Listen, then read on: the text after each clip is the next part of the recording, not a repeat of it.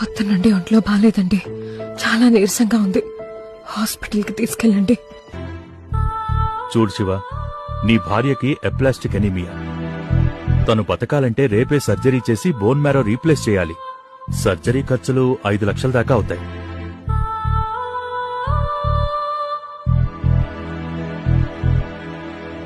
అమ్మా అమ్మా, నువ్వు బతకాలంటే ఆపరేషన్ చేయాలంట.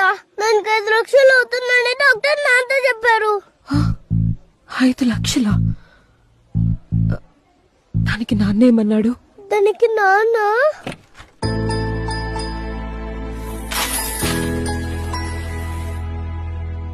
ఒక్క నిమిషం కూడా ఆలోచించకుండా డబ్బు మొత్తం కట్టేశాడమ్మా.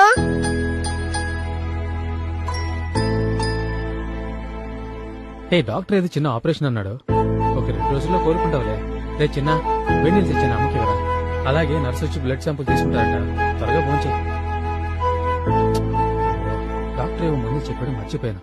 వస్తానుండే. సారీ అండి. హే, నువ్వెందుకు సారీ చెప్తున్నావు? రోగాన్ని ఎవరైనా కావాలని తెచ్చుకుంటారా? నువ్వు ఒకదానివి. నువ్వు దేనికి డబ్బులు ఇవ్వకుండా ఒక్కో రూపాయి మిగిలిస్తున్నప్పుడు నిన్ను పిసినారి పిసినారి అని చాలా తిట్టుకున్నాను. మీరందరూ అనుకునేలాగా నేను పిసినారోని కాదు. ఇక్కడ సంసారం నడిపిస్తున్న ఎంతో మంది మిడిల్ క్లాస్ భర్తల్లాగే నేను. నాకు ఈ షోరూమ్ లో దొరికే బ్రాండెడ్ బట్టల కన్నా బజార్లో దొరికే 100 రూపాయల చొక్కాలోనే ఆనందం. మ్యాట్రెస్ మీద ఏసీ గాల్లో వచ్చే నిద్ర ఎలా ఉంటుందో నాకు తెలీదు. రోజు నైట్ షిఫ్ట్ ముగించుకుని అలసిపోయి ఇంటికొచ్చినప్పుడు నువ్వు చేసిన వంట తిని ఒట్టి చాప మీద కంటి నిండా నిద్రపోయిన వాణ్ణి నేను. బోర్ కొట్టినప్పుడు ఏదో దేశానికి ఫ్లైట్లో వెళ్లి స్టేటస్ పెట్టే కలలేవి నేనెప్పుడూ కననే లేదు.